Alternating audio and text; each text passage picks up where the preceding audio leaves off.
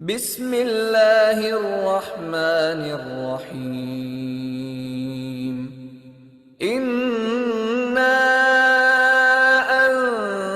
أنزلناه في ليلة القدر وما أدراك ما ليلة القدر ليلة القدر خير من 1000 شهر تنزل الملائكة والروح فيها بإذن ربهم من كل أمر سلام هي حتى مطلع الفجر. In the name of God, the compassionate, the merciful. Truly we sent it down on the night of power. And what shall apprise thee of the night of power? Night of power is better than 1,000 months. The angels and the Spirit descend therein by the leave of the Lord with every command. Peace it is until the break of dawn. This is the magnificent Surah Qadr 97, the Study Quran translation. And to give perspective, I have added another translation as well. In the name of Allah, the merciful Lord of mercy, we have indeed revealed this message in the night of power. And what will explain to thee what the night of power is? Night of power is better than 1,000 months.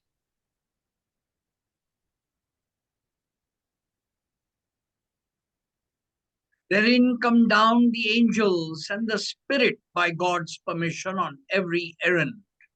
Peace, this until the rise of morn. And this is Abdullah Yusuf Ali's translation.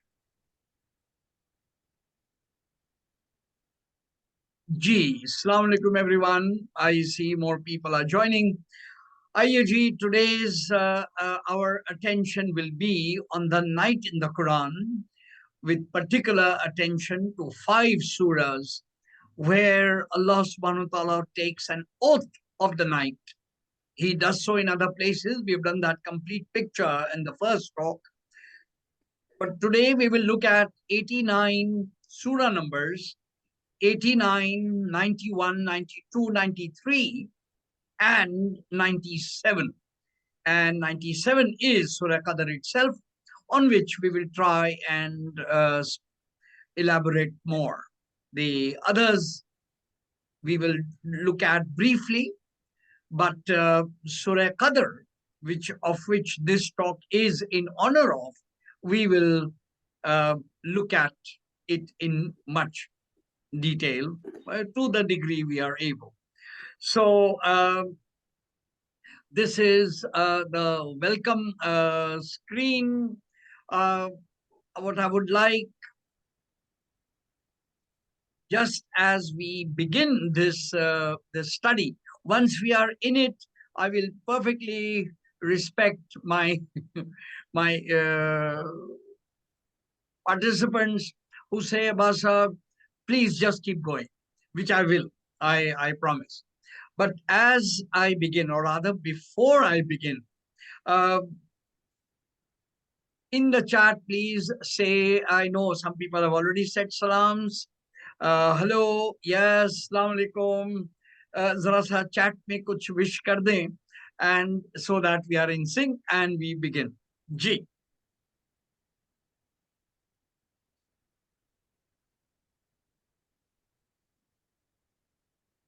Yes, thank you. Gaurav is with us. Amna Shah. Yes, all good. Thank you. Ah, okay. Abdul Hussain Muniz Bhai is here also from Dallas. Okay. Yes, and from Abu Dhabi, Tasi Mushala, and from Islamabad, or rather near Islamabad. Okay, thank you. Okay, to bring our conversation, IAG, a quick recap On the first day, we looked at the night in the Quran. We looked at night in literature, night in scripture, other scriptures, and we looked at the Quran and the entire references to the night in which Allah subhanahu wa ta'ala keeps, it seems to be at pains to make us recognize that this day and night and this coming of the day and night in alteration is a mighty sign. And why is it that you don't take it seriously, at least the seriousness with which it deserves? The first day was an overview. We looked at organized the night verses. We looked at the occurrence of the night in occasions of our sacred narratives, in the stories of Sayyidina Ibrahim, Sayyidina Lut, uh, Musa, Hazrat Zakaria, in that sense, as a prelude to Hazrat Isa, and indeed the Prophet Muhammad and the Miraj and all that. So we looked at the night in history, historical events that were connected to it in somehow. Then we turn to the night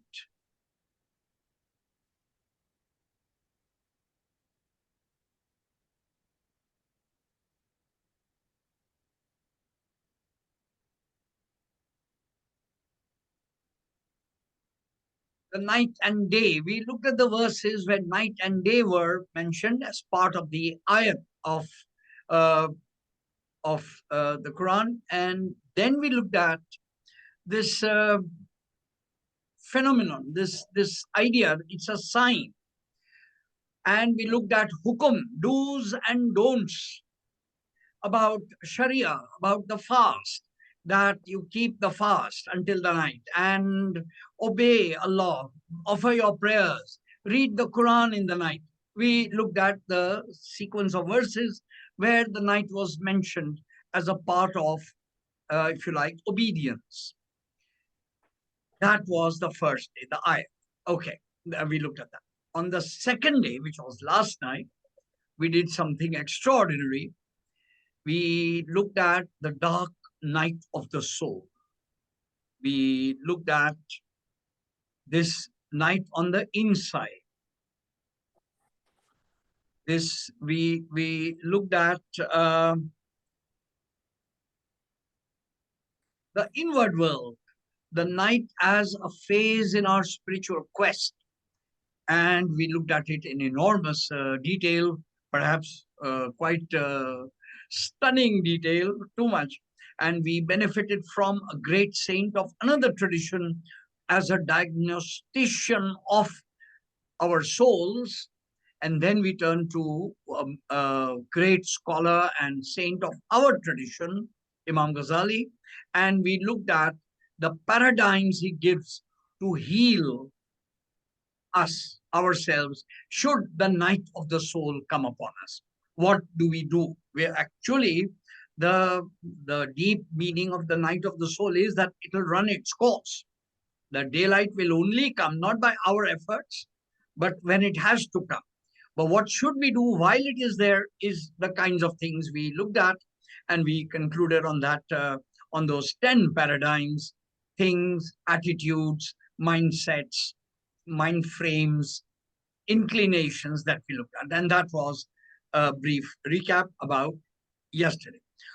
Today we turn to the Quran itself. Indeed, all of this was Quranic. And we turn to the 5 surahs. Ayuji, let us begin.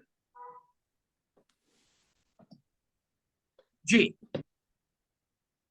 Wama adraka ma laylatul qadr. How will you know what the night of power is? A study of night in 5 surahs, 89, 91, 92, 97, 93, and 97. And the 5 surahs. Now, the resources, the scholars who have helped me enormously understand a little bit of this are these. The study group, highly recommended. All the translations following this slide of the surahs are all from the study Quran, Sayyid Husain Nasr, and a group of scholars. He is the chief editor, editor-in-chief, and then other scholars who have put together this vast, unsurpassed resource to study a sacred text, as it says. And indeed, I agree. Those who want to understand, please understand, this is the study Quran. Yeah, it is. It has in it an bent for scholarship, and if it is easily accessible, easily available, if enough of you prevail upon me, I can zap you the PDF on on the WhatsApp group, and you can just have that. But to have it in hand and to turn the pages, let me just quickly give a 1 minute starter, a 1 minute capsule. Since this is a book for scholars, let me give you two features of it. One, it has a set of essays at the end of the book, which were commissioned for this volume by the most notable scholars. Yes, of course. Ji, bilkul, I will. The most notable scholars in the field of Islamic Quranic studies were asked to offer essays on various aspects of the Quranic teaching and the Quranic wisdom. And so they are there. And it is truly interesting that the very first essay is how to read the Quran. Amazing. So, and what does the Quran say about death and dying? What does it say about jihad? And it has, it is a who's who of the greats of Islamic scholarship today in the authorship of the essays, which I would suggest, if you were to get this volume, to read first. And then, of course, is the entire new translation and commentary. And the commentary has taken an intellectual honesty. It's truly remarkable. 41 great traditional tafsirs written over the last 1400 years. The classical ones available now, some not even translated yet, some available only in Arabic, benefiting from the great tradition of classical mastery. These scholars have provided an opinion, a viewpoint about every school of thought, about every ayat of the Quran. So, as you can see, I was joking with my friends. One of them was reading it and saying, Abbas, this is very heavy going. And I said, yes, this is for homeopathic doses. This is not for allopathic uh, intake. You can't just sit and read it. You have to ponder, read apart, pause, take it later, etc. It's a study, the study Quran. Okay. And the second major resource that I have here is Abdul Razak Kashani's A Sufi Commentary on the Quran, Tawilat al-Quran, Volume 1 and Volume 2. And as you can imagine, the photograph is from my my house and on my volume. There they are, the Kashani volumes, from whom we will learn something about, or have learned something, which will go as part of the commentary. So this is Abdul Razak Kashani's, and I apologize, no, this is not available on PDF yet, but it will be, inshallah, and I will certainly guide those who are interested. This is voluminous reading, very, very deep reading, in which this great person, Kashani, totally unknown. I mean, his biographical details are extremely sparse, and that is the way of these great men, that they would rather be known by the works they did rather than the lives they led. I mean, it's amazing. Biographical details are not important, and so indeed, not our problem, but there we go. The benefit of this conversation is from these two great resources, as indeed other resources that are part of the prior readings that I have benefited from. Okay.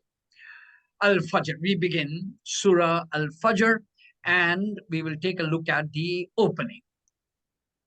In the name of God, the compassionate, the merciful, by the dawn, by the 10 nights, by the even and the odd, and by the night as it recedes. Is there an oath therein for one who is mindful?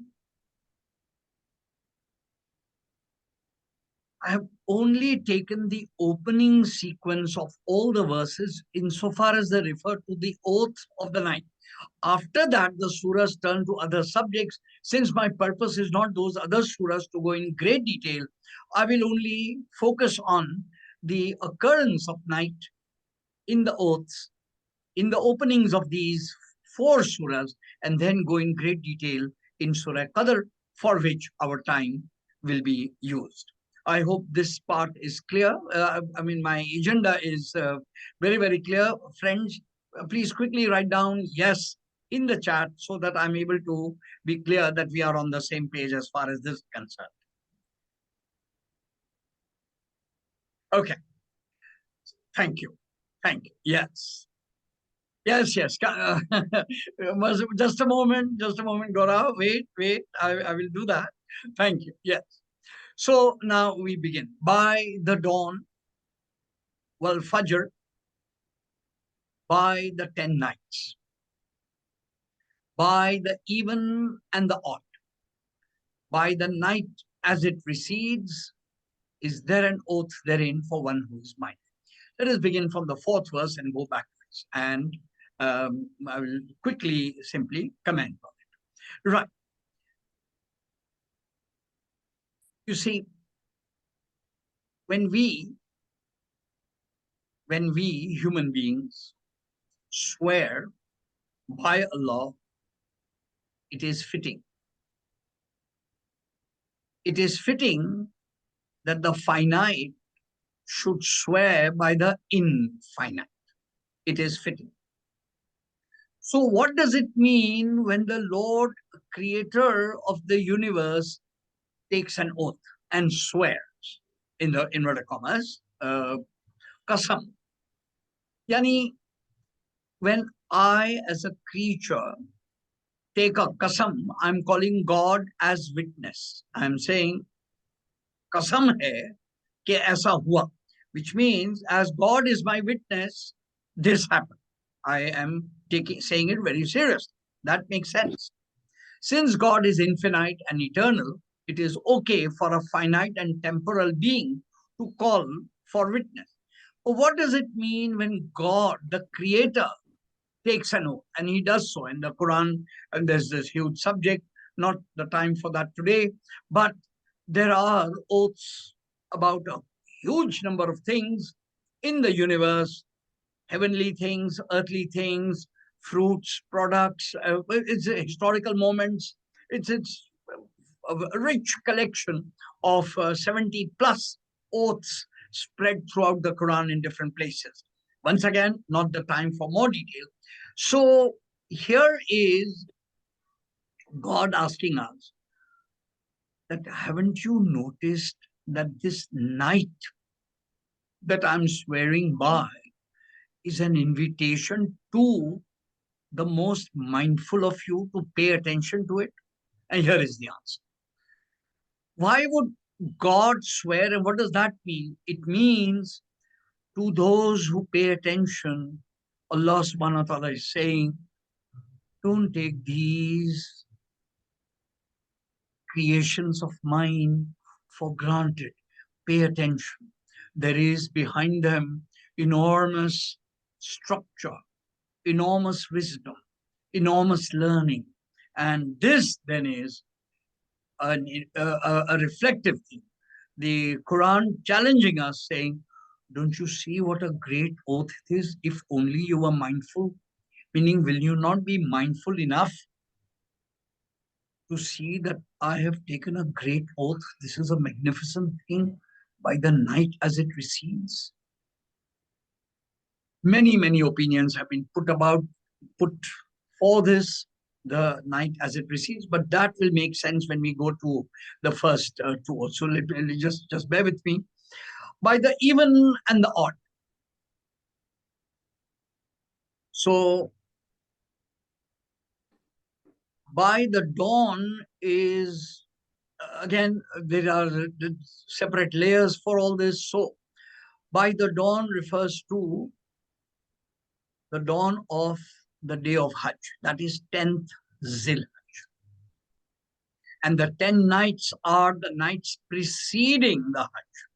And the even and the odd is, the even is the Safa and the Marwa, the two, and the odd is the Haram Sharif. So now we see that this is the scenario of the Hajj. And the significance of these are pointed out. By the dawn, by the 10 nights, by the even and the odd, by the night as it precedes, is there an oath therein for one who is mindful. Okay. But the masters have said, no, no, no. There are other things also that the night could refer to. The 10 nights. Why 10 nights? And the masters have said, 10 nights refers to a period of time. A period of time. So when the night of ignorance, superstition, corruption, when evil, when terrors, horrors, when the nights of wrath, if you like, of ignorance, of misguidance, zulm. And in the Quranic language, it's amazing that the word zulm means two things: darkness as well as injustice. It's amazing. So one opposite of zulm,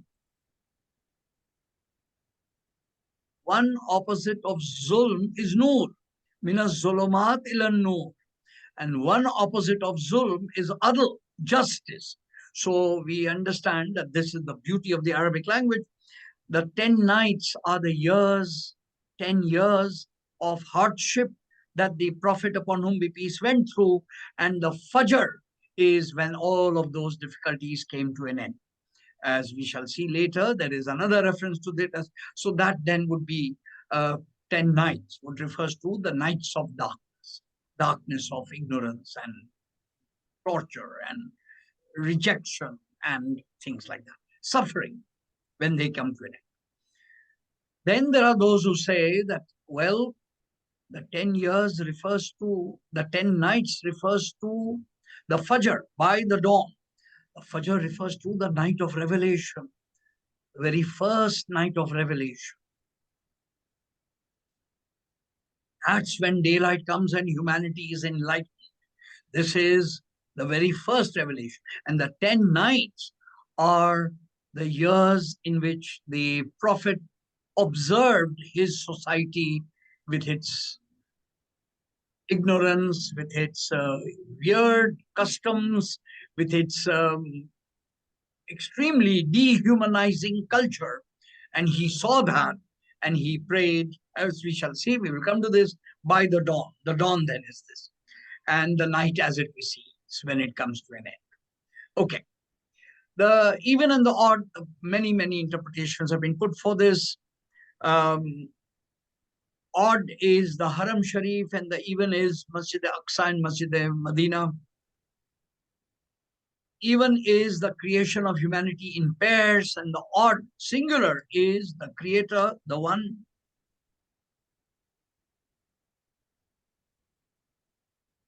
Odd refers to the night and the day, and Fajr even refers to the night and the day, and the odd is the dawn, the Fajr, the time in the middle, and so on. As you can see, there is this huge poetic kind of extravagance with which the masters have taken these symbolic meanings. These are, once again, invitations to thinking, and I invite you to read and to ponder and discuss as the great nights come upon us. I would just pause here about the Al-Fajr and move on to the next one. Okay.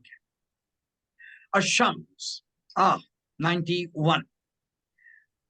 By the sun and its morning brightness, by the moon when following it, by the day when disclosing it, by the night when enshrouding it, by the sky and the one who established it, by the earth and the one who spread it, by the soul and the one who fashioned it and inspired it as to what makes it iniquitous or reverent.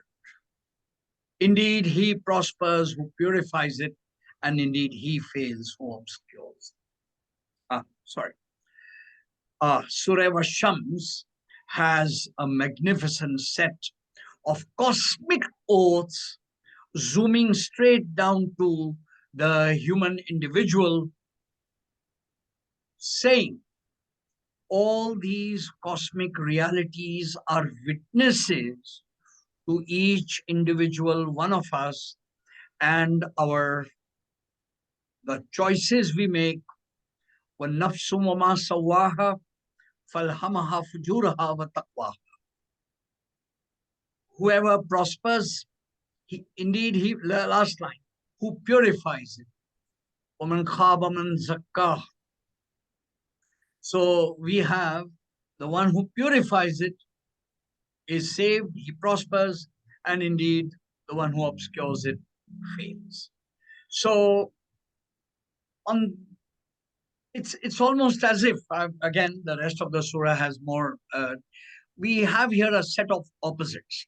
We have the sun and the moon, the day and the night, the sky and the earth, and then all of them, if you like, unearthly realities, the earth and the earth who spread it. These vast realities are witnesses to the one human being who walks upon this earth and either chooses to do good or chooses not to do. And on that oath comes the grandeur of the sun and its morning brightness, and the moon and the day and the night. So we see here what we do has cosmic repercussions. It is not a simple thing that we made a promise and broke it, that we claimed, we promised to someone that we will do such and such a thing and failed to do it, and all the other human clumsiness and corruption and gaps in our words and deeds. We are literally brought to a kind of a shaking realization that don't you take your moral behavior to be a small thing. It is what keeps the heavens and the earth watching. And in a very different idiom, from a very different mind, I recall this brilliant sentence. It's Kant, K-A-N-T, the philosopher Immanuel Kant, who said, justice must be done even if the heavens fall.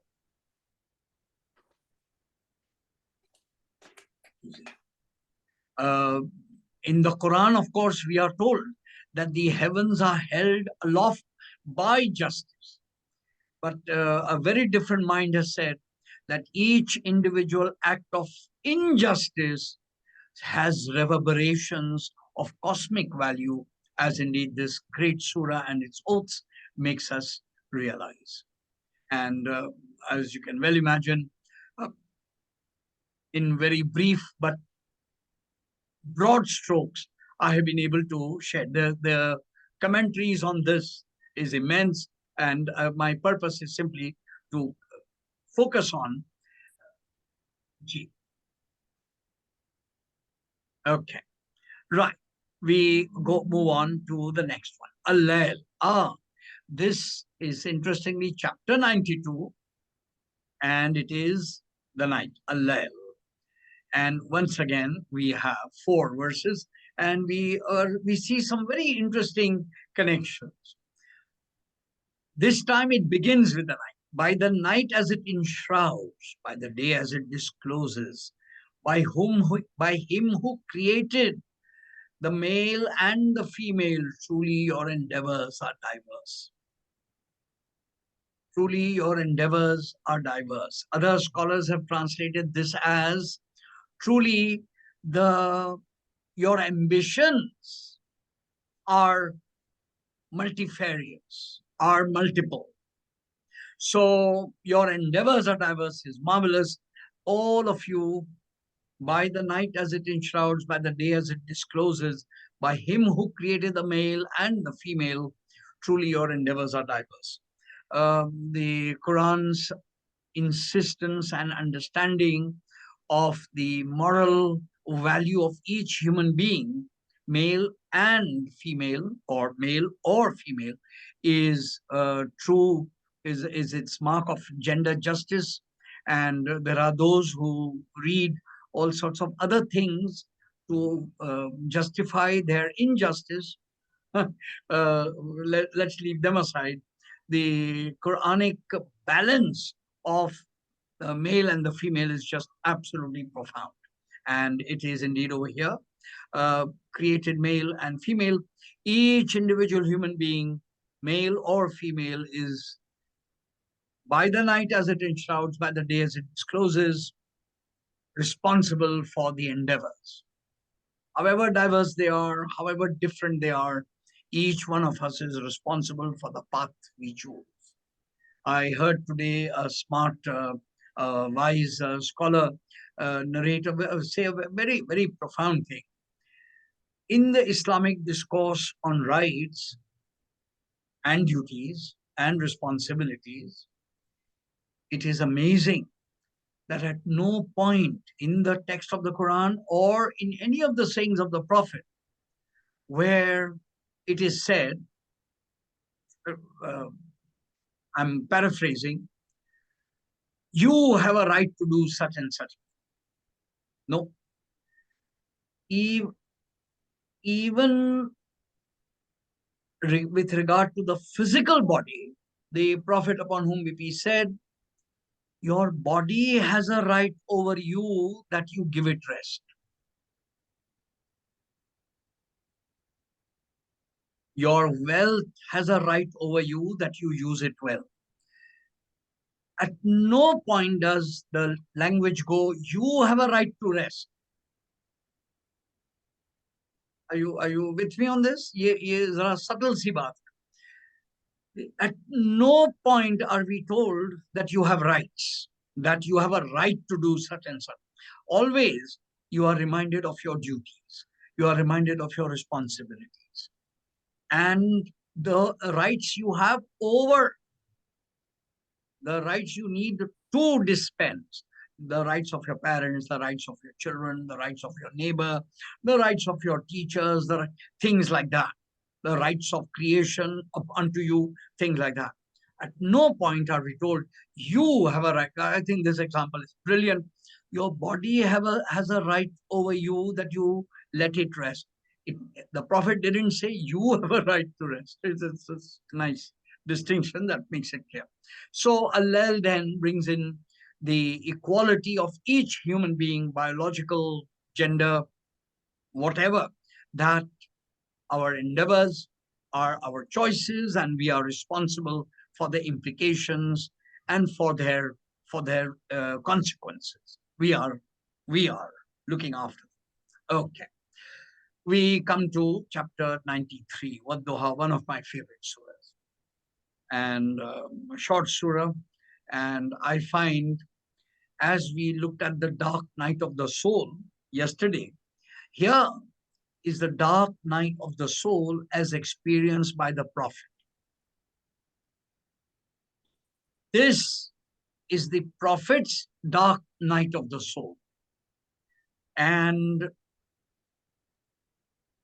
far be it from me to claim that it is anywhere near the kind of dark nights that we clumsy, sinful, and ignorant people go through, and what the mighty beloved of God would have gone through. But the masters explain that when the revelations began, there was a gap.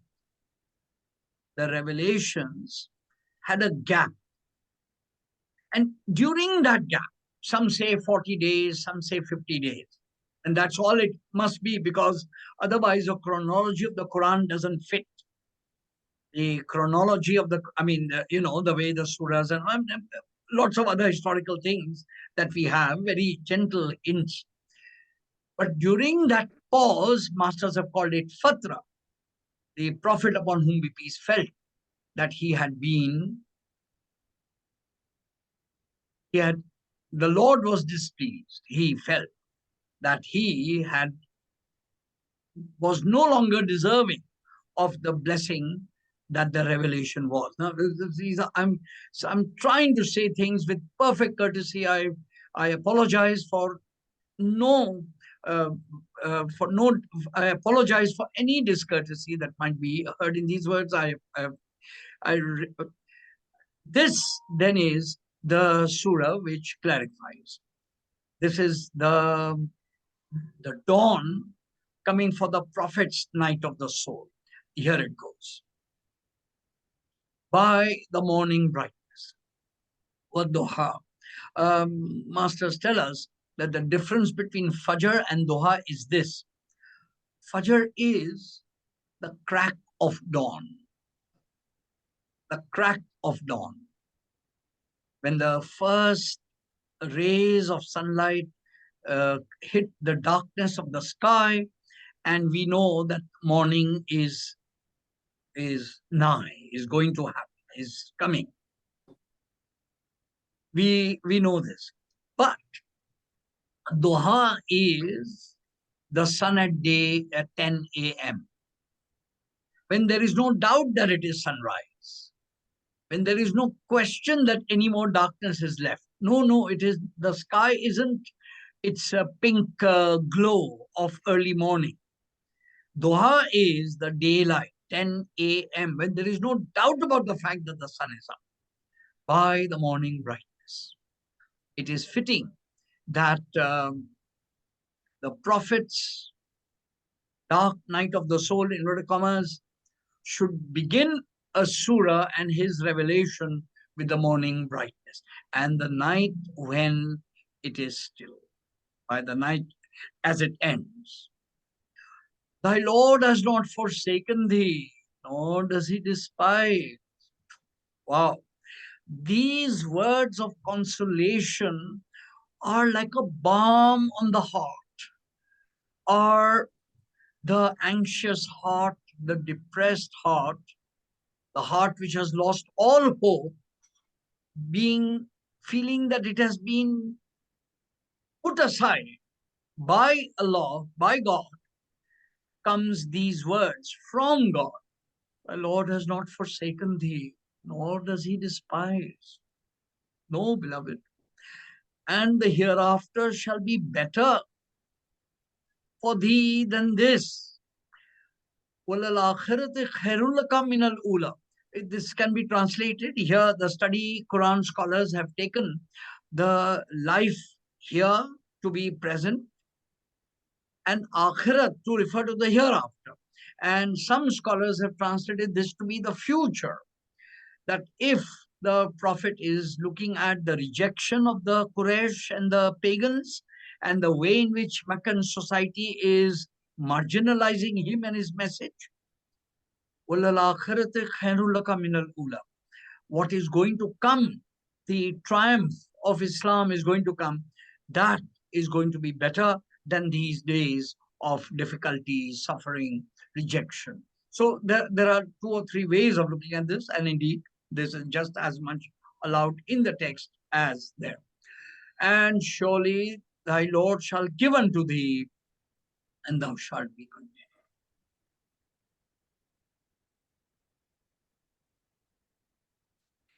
وَلَسَوْفَ يُعْطِيكَ رَبُّكَ فَتَرْضَى.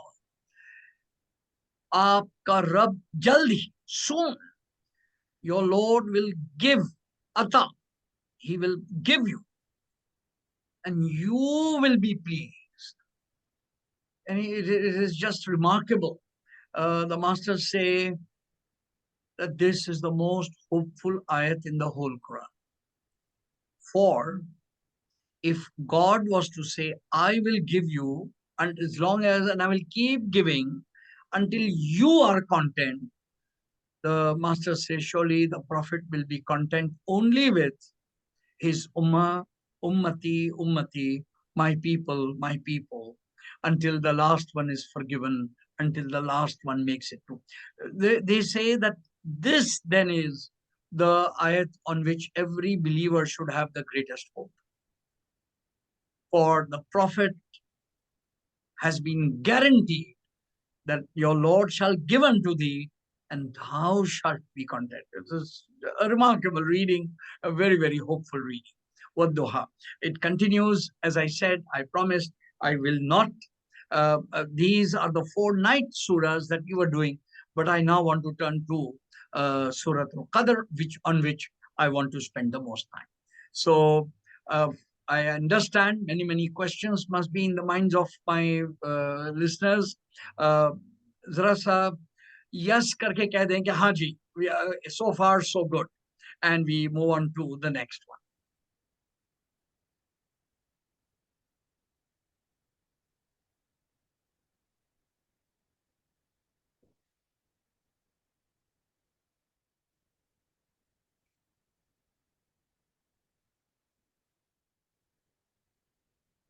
Okay. And finally we come to the Surah Qadr. आइए जी, सूरह कदर पे हम कोशिश करेंगे कुछ कदर की बातें कर लें शायद. Let me frame the wisdom of this surah in a different way. We all know the translation of the surah very well. अब जरा सा मेरे साथ रहिएगा. I'm now going to do a thought experiment, a way of framing the issue that this surah raises.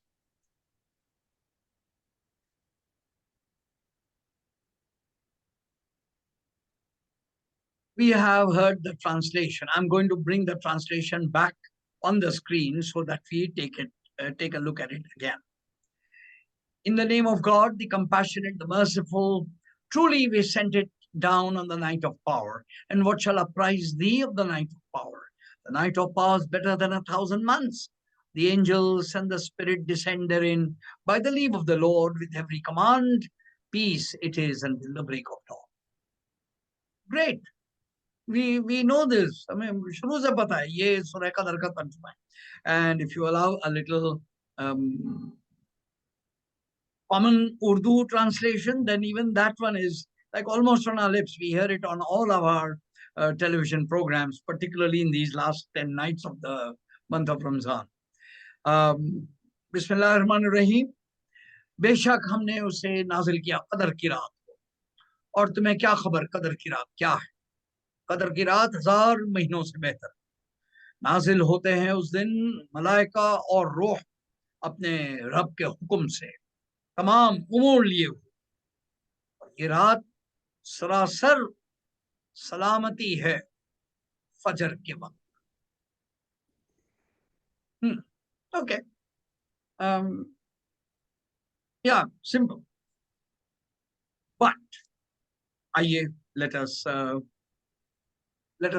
turn this into another way of reading. Here is look at the Arabic, because the barakah of the Arabic text is amazing. But friends, zara sa gaur to kare. Let's see this for a moment.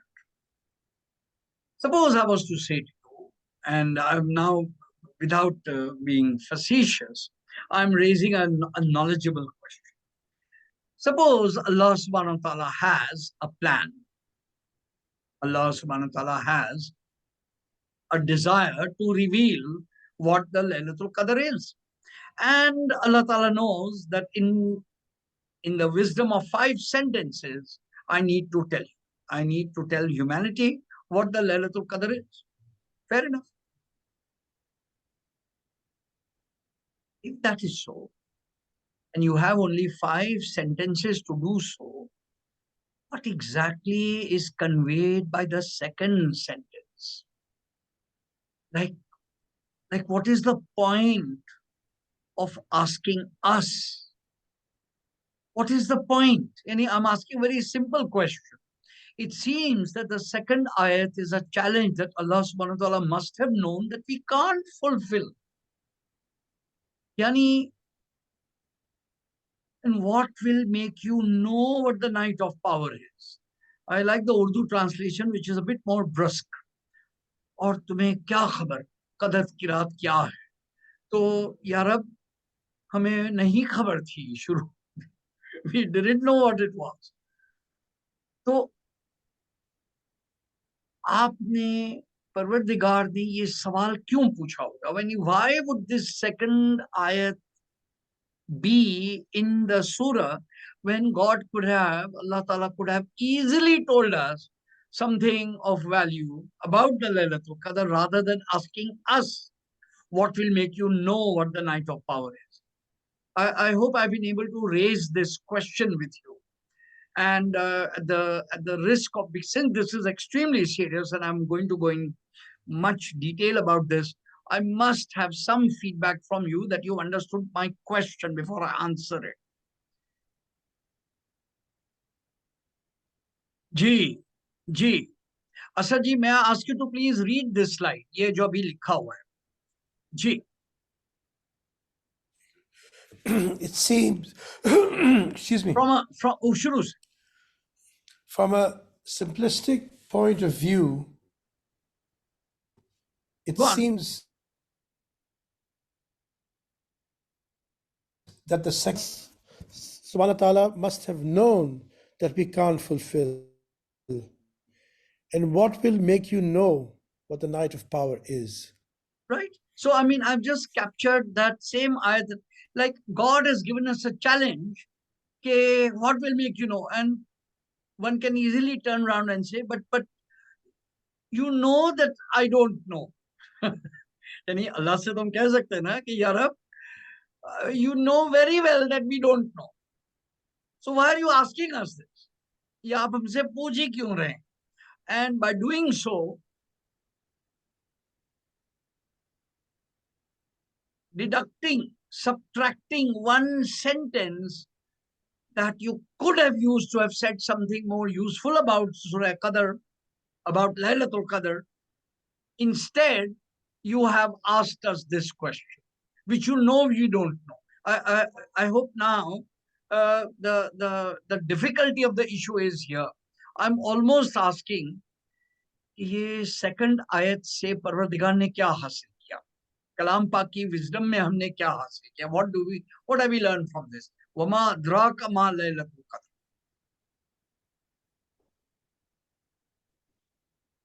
Yes, I notice I have 20 people in the group. भाई जरा जल्दी से chat पे ये बता दें कि मेरा ये सवाल आप तक पहुंच गया है. यस यस यस करके. जी.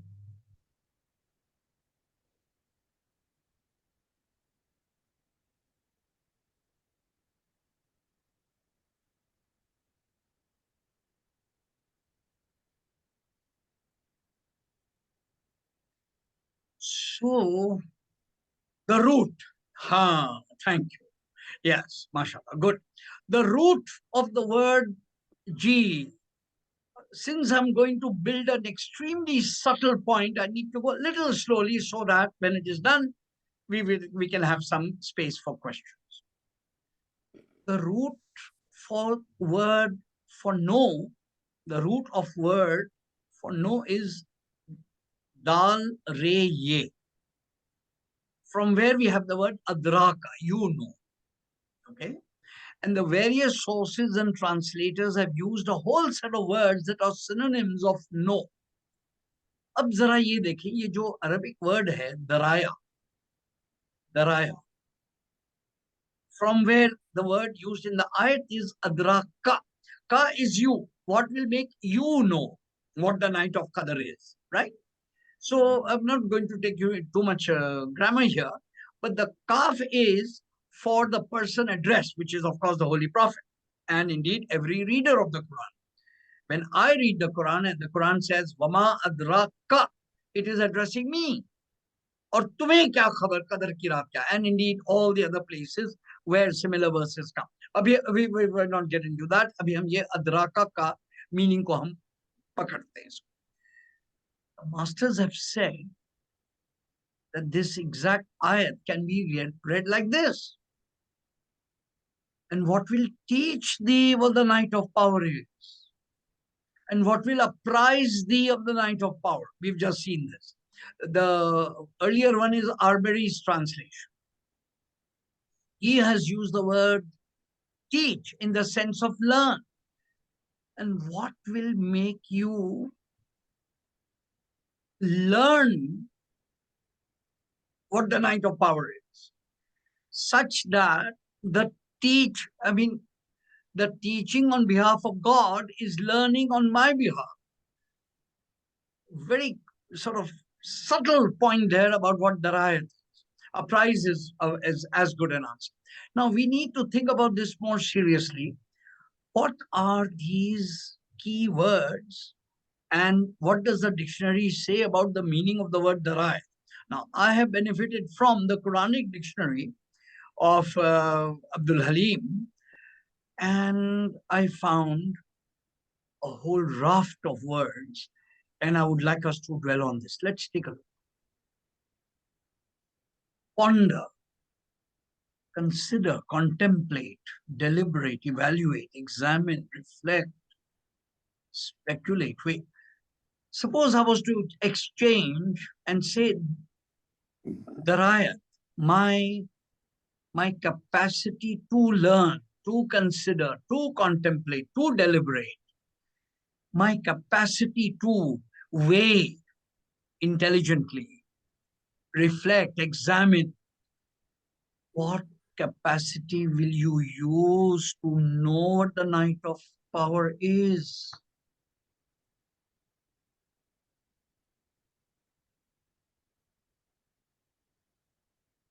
It gets better.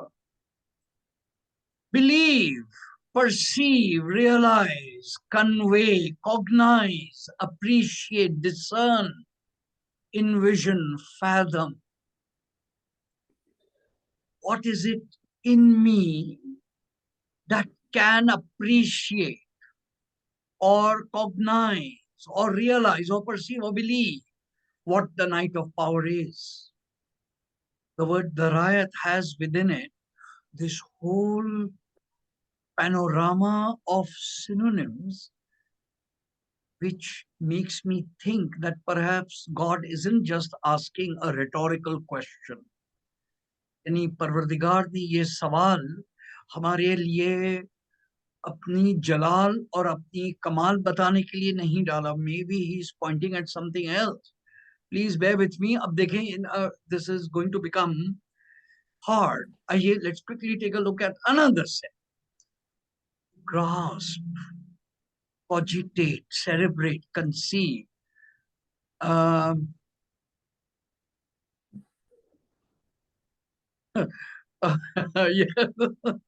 To conceive, consider, contemplate, deliberate, envisage, envision, figure out.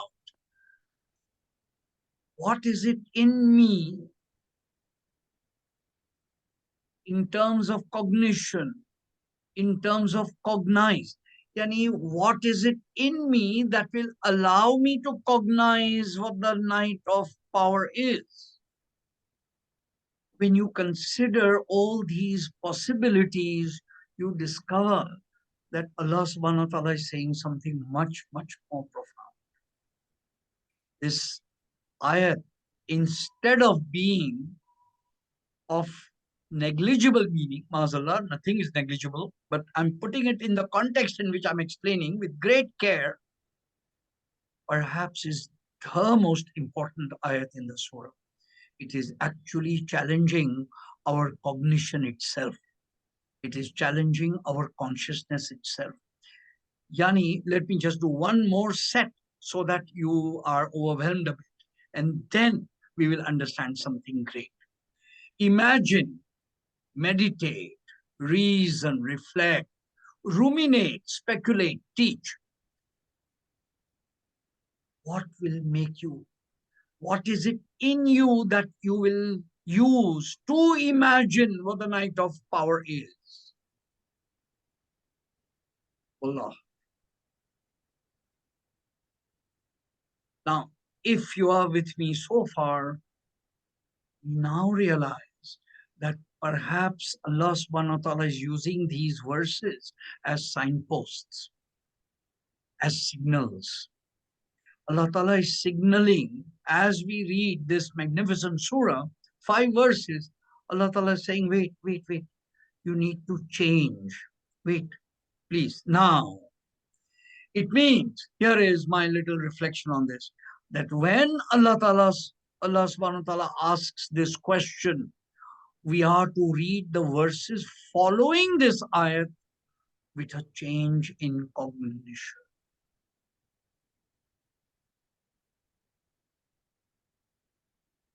We are being challenged. We live our lives on a level of cognition that is functioning. It allows us to function in a reasonably human way. Allah Ta'ala is saying, when you come to Surah Qadr, when you read Inna anzalnahu fi laylatul qadr, and when you read Wama adraka ma laylatul qadr, he's saying stop right there and read the verses following it with a different cognition, with a different consciousness.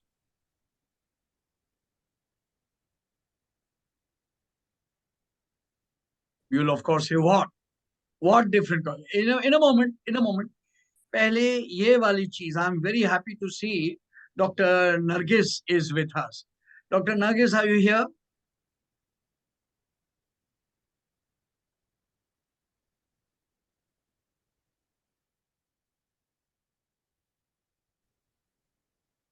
Okay, fine. Right. Amna Shah is with us. Amna ji, can you quickly rephrase the issue I've just said? Can you share with us? Abasa, basically the thing is that how we approach the rest of the surah has to be a shift in our understanding in how we have been approaching it till there. So it's like, okay, pause, and now there's a shift. Now, what that shift is, you will have to point out. I will. Mashallah, you got it, and you've got it in nice sort of punchy phrase. Exactly. Those who have read the Quran more than me and who have reflected more than me have pointed out, and then I have subsequently checked this out. It turns out that there are 14 places in the Quran where the Adraka ayat comes. Not the time to go into all of them now, but I assure you, this principle fits all 14 of them. So, having put that on one side, let us now turn to Shab-e Qadr, where our focus is. So, a shift in cognition, a shift in consciousness. The consciousness that I have of my mind until reading the first ayat. Bismillah ar-Rahman ar-Rahim. Inna anzalnahu fi laylatul qadr. Fine.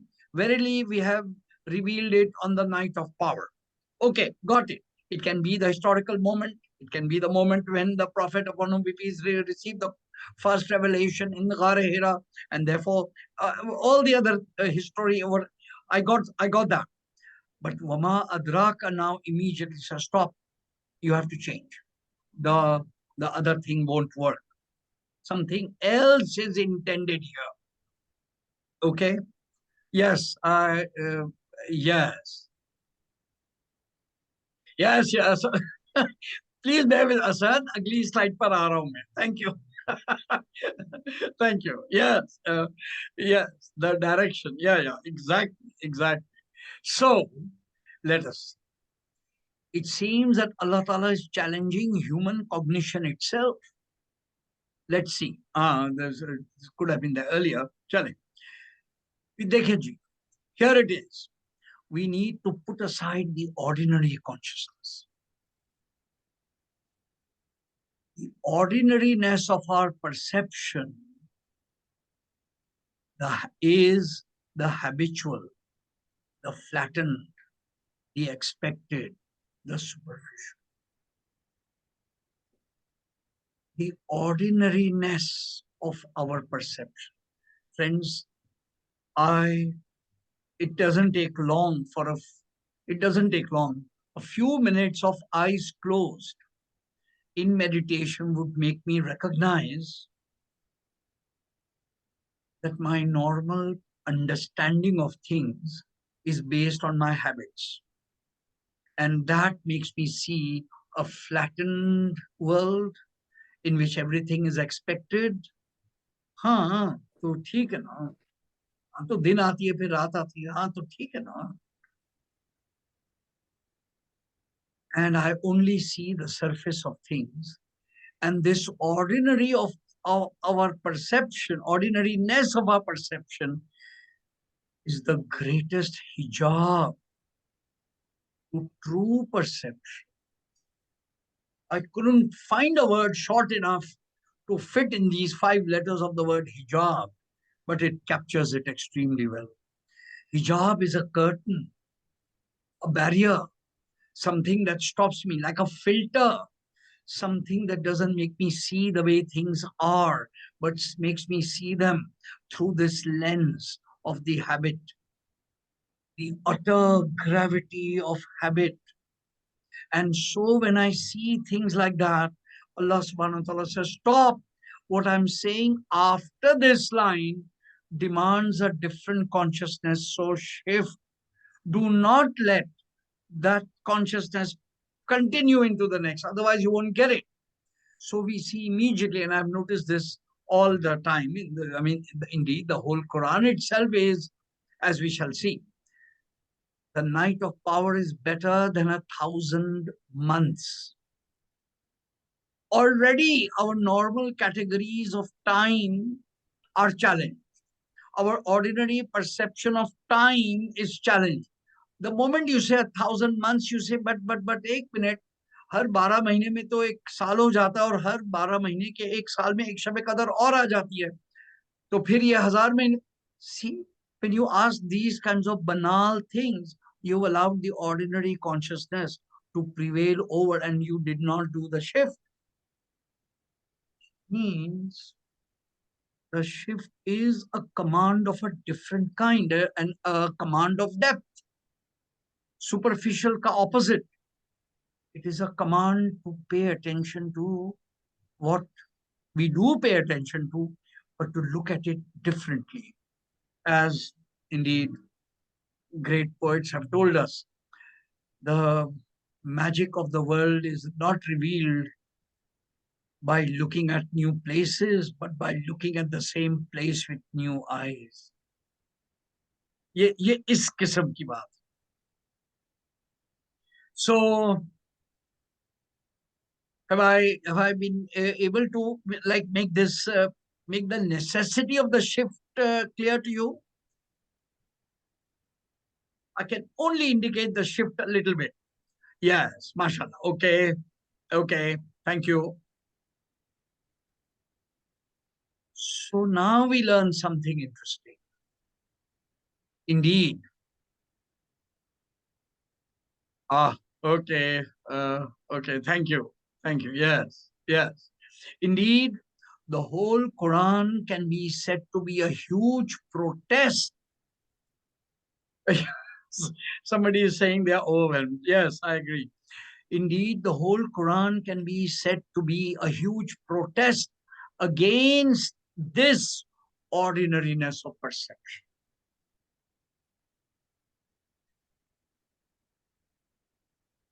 Pura idea of revelation, the whole idea of Wahi, the whole idea of the Prophet upon whom be peace, making us see this book differently, is because God is protesting, saying your ordinariness of perception is the biggest problem.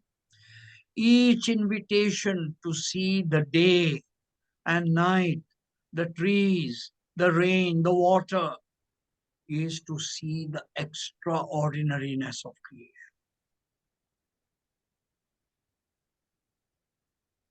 Okay, now we see it. ये जो अल्लाह ताला कसम खा रहे हैं दिन की और रात की और सूरज की और चांद की और अंधेरे की और 10 रातों की और अंजीर की और जैतून की, ये जो अल्लाह ताला की कस्में हैं, ये बारिश की और पानी की और बहते जो, ये मेरी आयतें हैं, ये मेरी निशानियां हैं. The biggest problem is that we in our we with our ordinariness and clumsiness, we take all these things for granted. We go through life like creatures, less conscious creatures, So Allah Ta'ala is saying, wait, don't you see how extraordinary all this is? Don't you see Surah Ra'd, chapter 3, one of my favorite, 13, chapter 13, verse 3, one of my favorite verses, 3 and 4.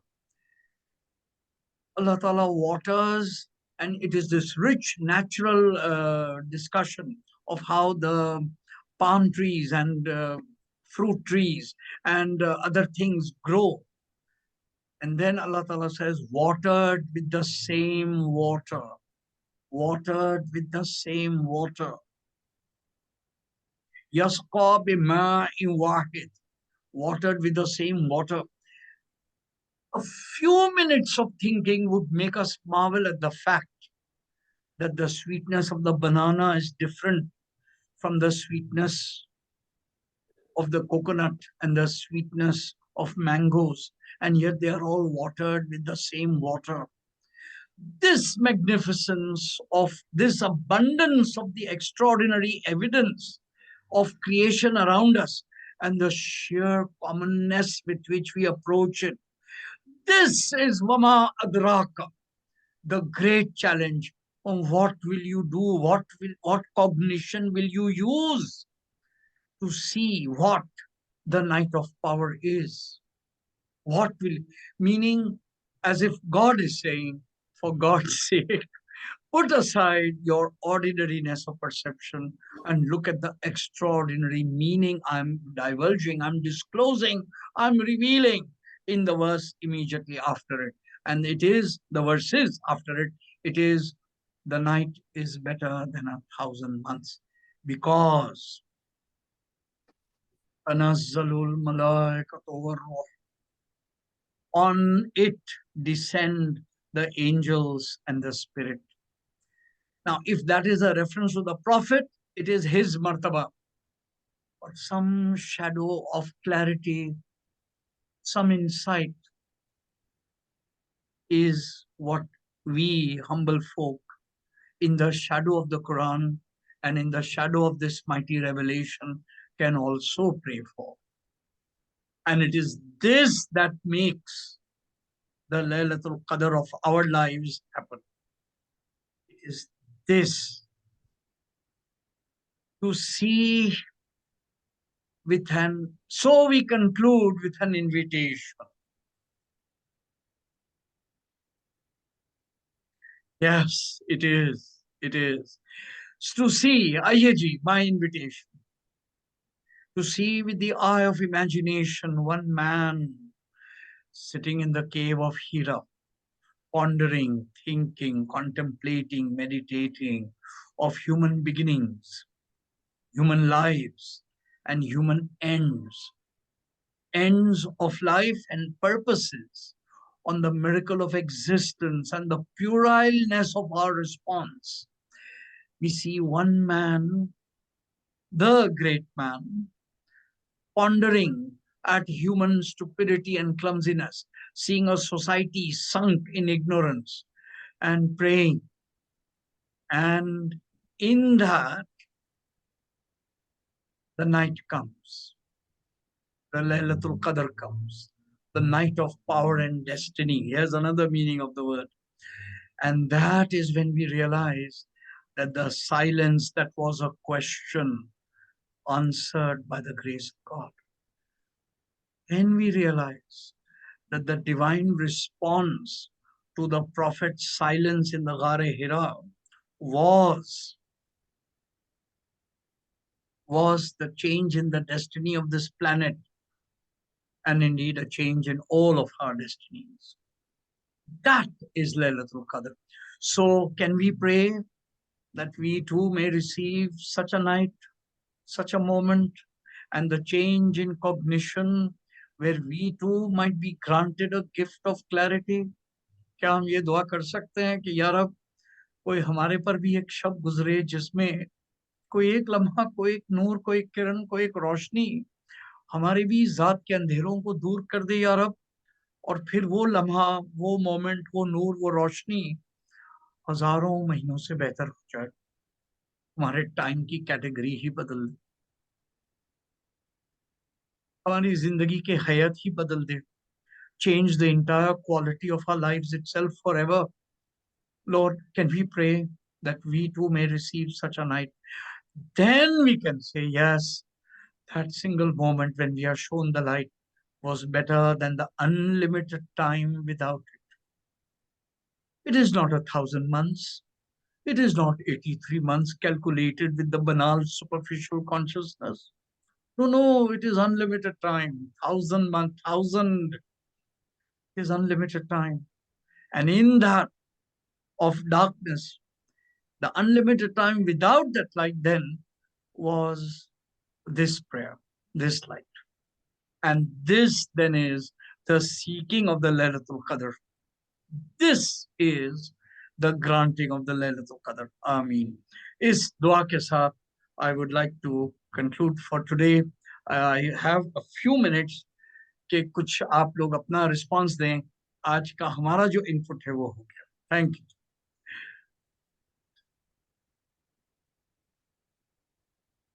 You may write in chat, you may write in the WhatsApp group or send me personal messages or what I understand. But I hope those, thank you. Yes, yes. What a great prayer. Yes, sir. Yes, so I pray for all of us, that जब हमसे ये कहा जाता है कि शब कदर को रमजान की आखिरी 10 रातों में ढूंढो, so I believe even there is a wisdom that those who study the neuro programming of our lives, of our bodies, say that it takes 21 days of change in our habits to break the thick scab of habit over our days. And it is when that is done that we can pray for a different consciousness, because the thick cocoon of habit has been broken. Indeed it is. Indeed it is. An invitation to remove the veils. It actually works both ways. It's a matter of perspective, Amna, that when the veils are removed from the things, we pray and then we see. So, yeah, absolutely. Yes. Oh, dear. So true. Abhilaji, what stops? I assure you, the thick gravity of habit. Thus, this just captures it. The gravity of habit. We are creatures of habit. Habit has gravity and it takes us low. Noor and light is what takes us high, but it is hard. It is hard. So to go uphill takes energy, to go downhill, gravity helps. So exactly, this is one simplistic way of putting it.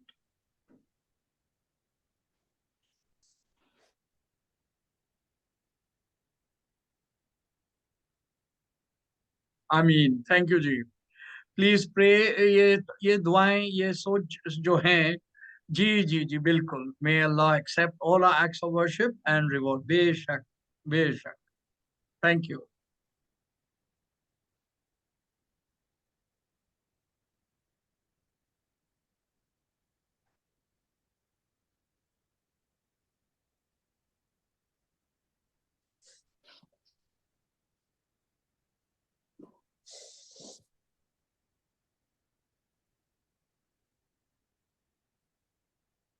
Thank you, people. I am very much blessed with your attention and your prayers, your regard, and I can only say, gee,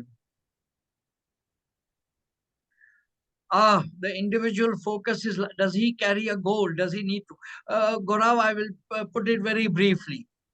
My teachers have said that whatever goals I can imagine are coming from the limits of my own imagination, my own cultural conditioning or whatever. The way of going about it is to watch what task has been given, has been put before you, and do it superlative. Just do it the best you can. Whatever the task is, it is not high, it is not low, it is not unworthy, it is not unbecoming, nothing. Whatever you are asked to do, your mother tells you to go and buy yogurt, go get it. Your neighbor comes and says, please open my door for me. My lock doesn't fit. Go and fit the lock. Your colleague asks you for help and says, I need help in, go and get that done. Keep doing this until the best path opens to you and you marvel at how your zigzag, your navigation just takes you to the turns which you need to reach. So this would be another way of answering. Yes. Okay. Gee, thank you for all your prayers and blessings. Yes, Tasi, thank you. All the best. Right, Ji. Ramzan Sharif is almost over. The great nights. Jumatul Vida is with us tomorrow. So, bas ji, ye bhi Khuda Hafiz. And Zindagi Rahi, beyond Ramzan, beyond Eid, we will have a gathering. And in that, we will have some face-to-face meeting with people who are far and people who are near. In all my prayers, please do keep in touch. The WhatsApp group will remain active for until the end of Ramzan for any query. And I will put the study Quran in this just now so that you are able to and indeed order it. And the short story that I have mentioned of Isaac Asimov, do find a moment to read it. You will appreciate night in a very different way altogether. Anyway, that's just by the side note. And on that, I would like to say farewell. Thank you very much, people. All the best. Prayers and duas.